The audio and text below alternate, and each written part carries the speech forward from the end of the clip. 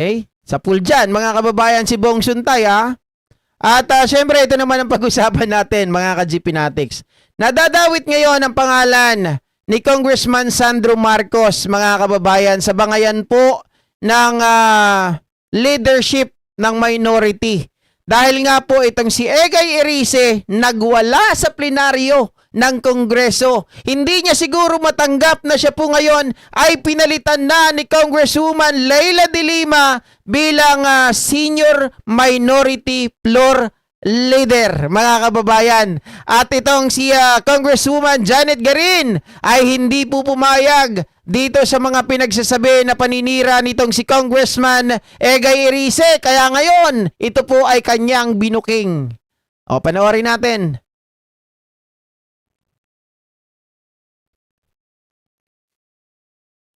I decided to interpolate and ask a few questions to our distinguished colleague, Mr. Speaker, dahil medyo nalito ako nung ang pinag-usapan ay ang posisyon ng Senior Deputy Minority Leader, pero tila nalihis ang kanyang speech patungo sa pagpupuntirya na majority ang may kasalanan.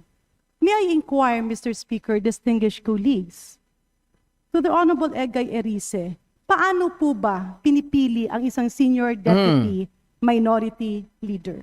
Well, alam na po natin yan, Sir Speaker. Hindi pa lang naman ngayong administrasyon na ito, ng mga nakaraang administrasyon, hindi po tayo pumipili talaga ng minority leader kung walang blessing ng leadership ng House. Ibig sabihin, distinguished speaker, nung ikaw ay naging Senior Deputy Minority Leader, ito ay may sabwatan sa mayorya? Ang ganito po ang nangyari, nung ako po inirekomenda na Senior Deputy Minority Leader ni dating Senior Deputy Minority Leader Paul Dasa. Well, Hinirap Mr. po ako, excuse me po, Mr. tapusin Speaker, niyo lang I po have ako. the name Senior Deputy Minority Leader. Noong 19th Congress. Well, Paul Mr. Dasa. Paul Nirekomenda Dasa. niya po ako, sabi niya, Okay, para sa kaalaman ng marami, si Paul Dasa, mga kababayan, nung 19th Congress, hindi po siya kongresista. So, nasa labas siya. Nasa labas, okay? Nasa labas. Dati siya, dati.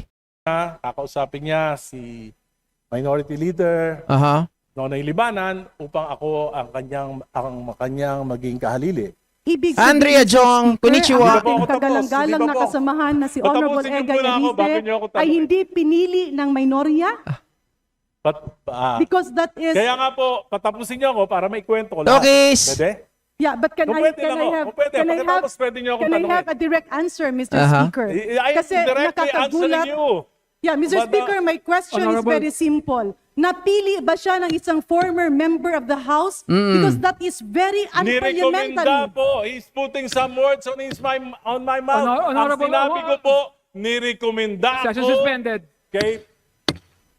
Okay, so ibig sabihin, mga kababayan, nirekomenda. Ibig sabihin nun, ay hindi yun, kumbaga para sa akin, kung ikaw ay nirekomenda, mga ka-GPnatics, hindi sila yung namili para ikaw ay iyo po, mga kababayan. Kasi yung usapin or pagpili ng liderato ng minority, yung mga hindi bumoto sa majority dun sa Speaker of the House, yun ang automatic na magiging member ng minority, di ba? Tapos within the majority, mga kababayan, sila yung pipili ng kanilang mga leader. So, yung outsider, former congressman, ang pipili sa'yo, ganun ba yon? Parang kakaiba naman ata yun, mga ka-GPnatics.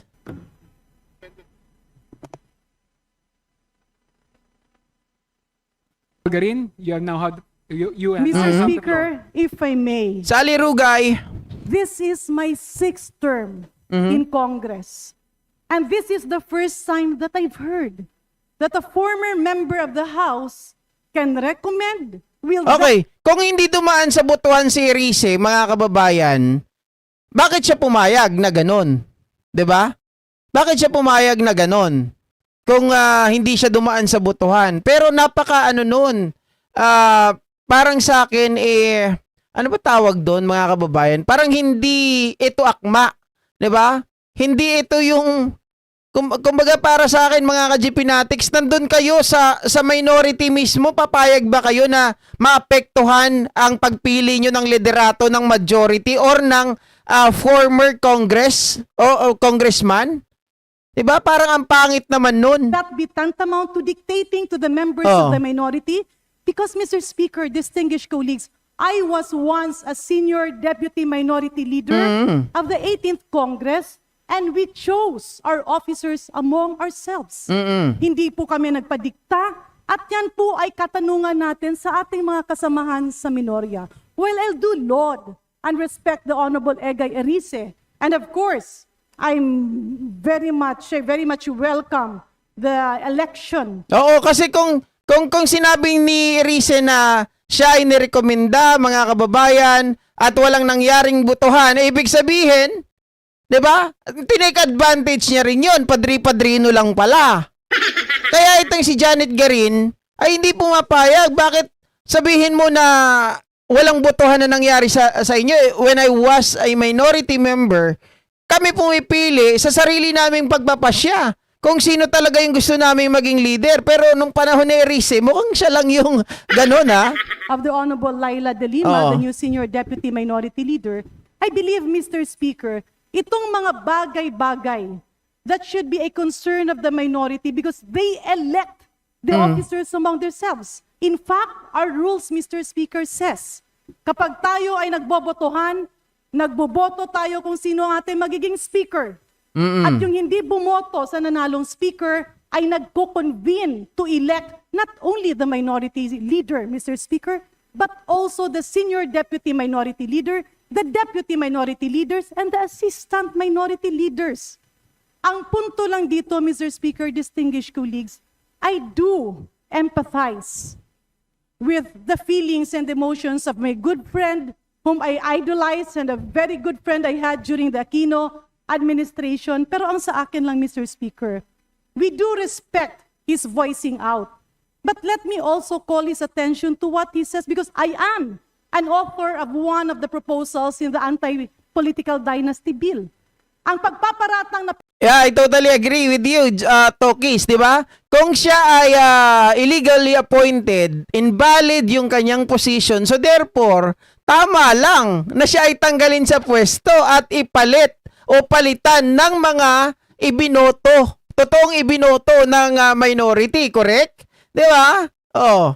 pinataba ang pagpaparatang na tila minanipulate napakadami ng ating mga debate kahapon. And in fact, this is still being deliberated. It is still under the technical working group.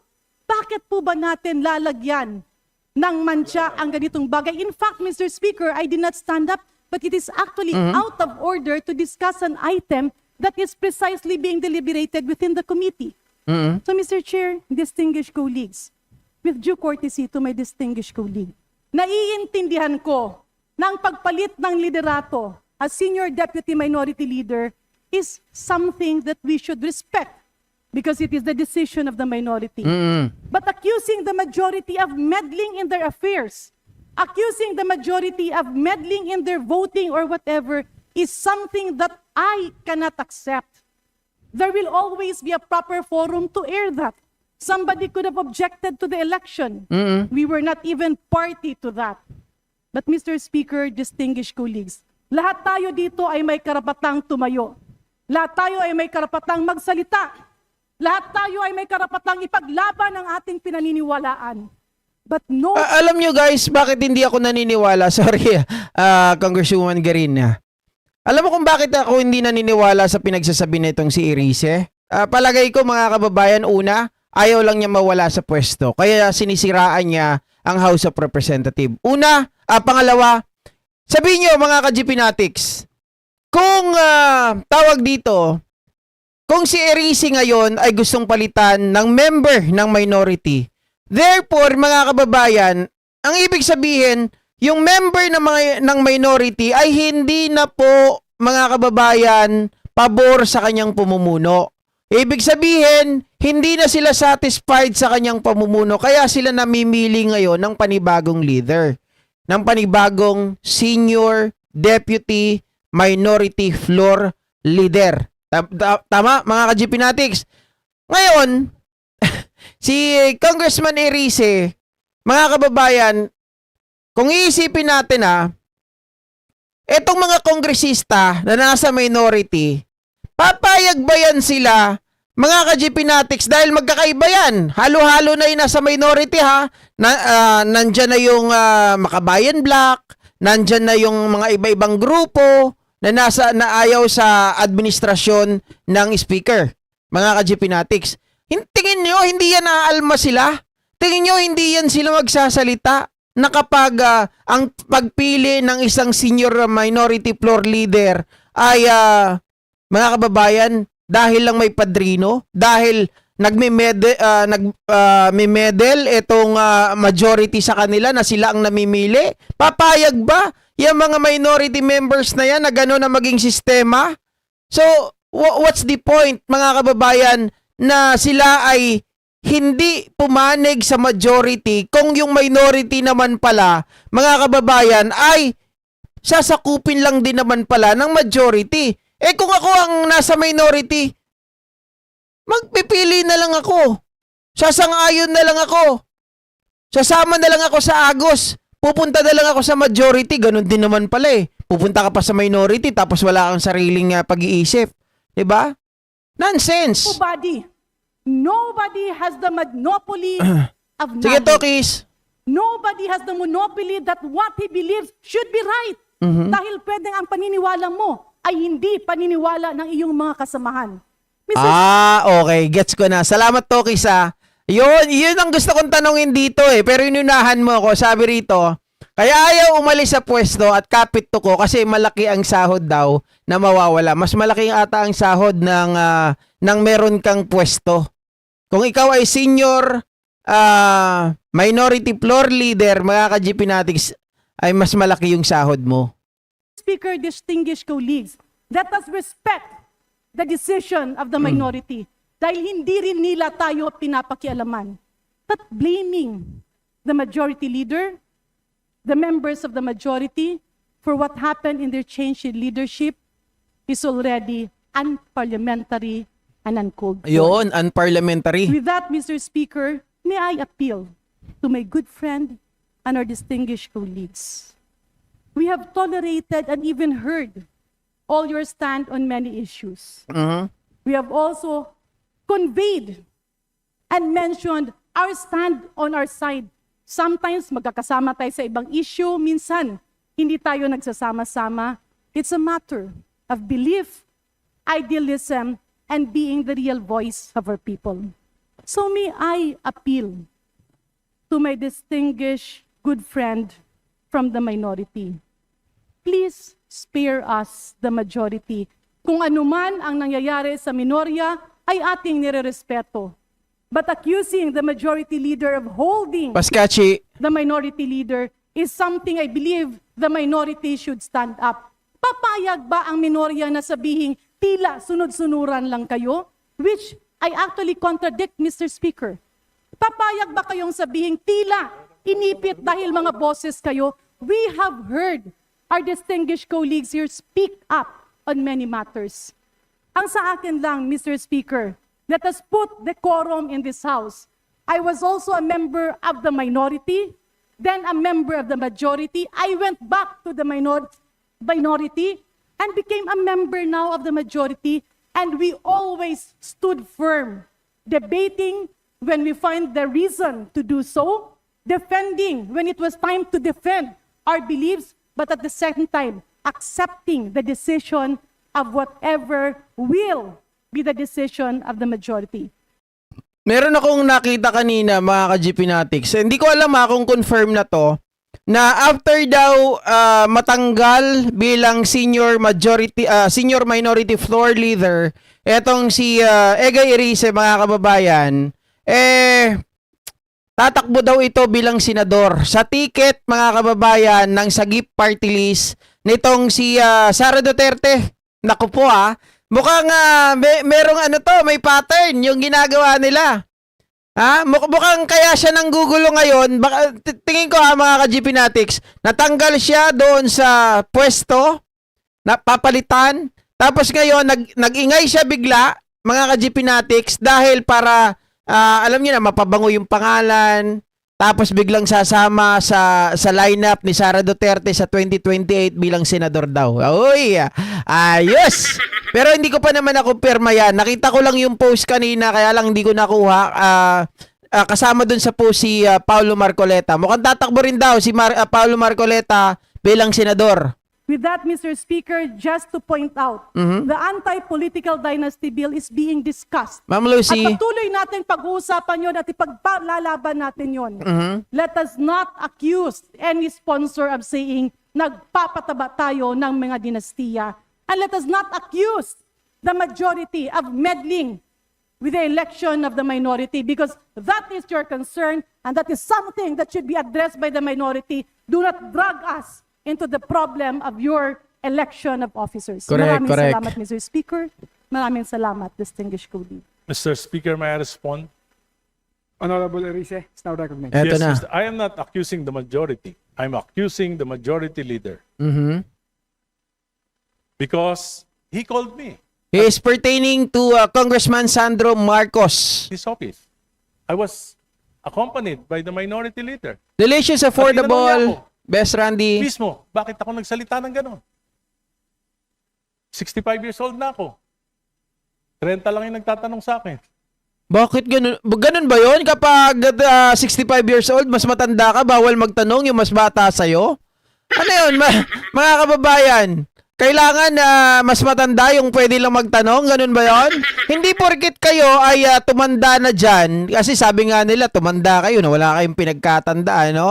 Hindi ganun. Wag nating idama yung edad, mga ka-GP Natics. Hindi dito basihan kung mas bata sa'yo ang nagtatanong. Okay? So, walang ganon. Hindi patas yun. Napakaano mo naman, parang napakawalang kwenta ng mga sinasabi mo na bata lang yung nagtanong sa akin, 65 years old na ako, parang di na ako ginalang. Pangit. Hindi na ako nirespeto. Tinatanong, bakit ko sinabi yung mga sinabi ko? Wala na ba akong karapatang magsalita bilang miyembro ng minorya? Madalas akong sabihan, ni minority, Nonoy Libanan, pwede niyong tanungin. Tumatawag sa akin, si Sandro, nagre-reklamo sa mga salita mo. At kahapon, kinausap niya ako. Sabi niya, Egay, hindi ko na kaya ang pressure ng itaas. Kaya sabi ko, okay lang. Para Mga normal, alam nyo normal yan mga ka-GP Natics pagdating po sa Congress. Na syempre kapag majority, minority, ay syempre kahit na sa member ng minority ay may pag-uusap pa rin. Okay? Pero yung na sinasabi niya, itong Congress majority, 'di ba? Etong si Sandro Marcos, senior majority floor leader, mga kababayan, ay nagme-meddling doon sa botohan ng leadership ng minority. Ibang usapan yan. Kung ikaw man ay kinakausap ni Sandro Marcos through Nonoy Libanan, mga kababayan, it doesn't mean na kayo ay pinapakialaman sa inyong botohan. Ikaw na nagsabi kanina na pinapansin ni Congressman Sandro Marcos yung mga sinasabi mo. Pinapaabot niya ngayon kay Nonoy Libanan. It doesn't mean, mga kababayan, na pakikialaman din niya yung inyong botohan dun sa minority. Ang concern lang niya ay yung mga sinasabi mo. Siguro, ang gustong palabasin ni Congressman Sandro Marcos, ito, uy, bakit naman ganun magsalita si Congressman Erice? 'Di ba? Medyo parang hindi na maganda. Hindi na nakakatuwa, something like that. Mga kababayan, kumbaga pinapaabot niya lang kay Nonoy Libanan, Congressman Libanan, para kahit papano makarating sa'yo. At doon nga, nung nakarating sa'yo, ay nakipag-usap ka, dinala ka doon sa para magkaroon kayo ng formal na pag-uusap, di ba? Kung ano ba yung problema. O, yun, hindi dahil para makialam doon sa inyong botohan. wala ka na rin problema. At sinasabi ko, pinararangal ko na ang papalit sa akin ay kasama ko sa Liberal Party. At mali rin po yung sinabi nyo na pinagdidebatihan pa sa technical working group. Tapos na po. Approved na sa Committee on Suffrage and Electoral Reforms at ito ay dadali na po sa plenaryo for plenary debates. Levy de Kaya Guzman. po, Ma'am Carmen Lee. Sabing bundat, simple lang po. Ang proposal po, isa sa national, isang governor, pwede. Kung ilang distrito, bawat distrito, pwedeng isa magkakamag-anak. City mayor, kung 7 sa isang seat, sa isang probinsya, pwede 7 magkakamag-anak na mayor. Kung ilan ang munisipyo, kung 20 magkakamag-anak na mayor. Kung 100 ang barangay captain, 100 barangay captain na magkakaanak, pwede. Yan po ay travesty of the Constitution. And meron pong karapatan ang mga mamamayan na magalit sa ganitong uri ng proposal na inaprubahan na lang po. Ito yung tawag doon sa imagination, mga ka-GPnatics. Malinaw, kung wala siyang may pakita na nagmeddling si Congressman Sandro Marcos, kasi sabi niya, I'm accusing the majority leader, mga kababayan. So, kung inaakusahan mo yon, dapat magpakita ka ng ebidensya that Congressman Sandro Marcos is meddling the voting of the senior minority floor leader. Dapat ipakita mo yun. Otherwise, you are just imagining you are something, di ba? Like Congressman Suntay. Committee on Suffrage and Electoral Reform. Salamat po. Yeah, thank you, Mr. Speaker. Thank you, distinguished colleague, for that response.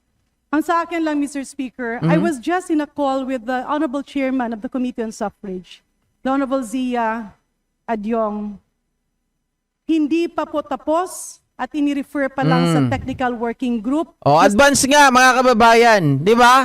He is just imagining something. Oh. That's an imagination of his. Talagang nag-i-imagine lang din tong si Erice. Sabi dito, kinumpirma ni Congressman Adyong. Sabi mo, tapos na. Yan ay for debate na sa plenary. Ito pa, pinag-uusapan pa sa technical working group. Oh, nag-hallucinate lang din. To put it on record. And Mr. Speaker, distinguished colleague, my apologies, of course, to the Honorable Egay Arice that I had to stand up. Because as a member of the majority, and even if the majority leader is being directed to, Ma'am Lilian. wala pong kinalaman at hindi po parte ng mayorya ang affairs ng election ng officers of the minority. But with that, Mr. Speaker, let me just state for the record that in the several months that the Honorable Egay Erice has been a senior deputy minority leader, I laud him for his wisdom, I laud him for his stand, I laud him and salute him for some of the endeavors that we were together.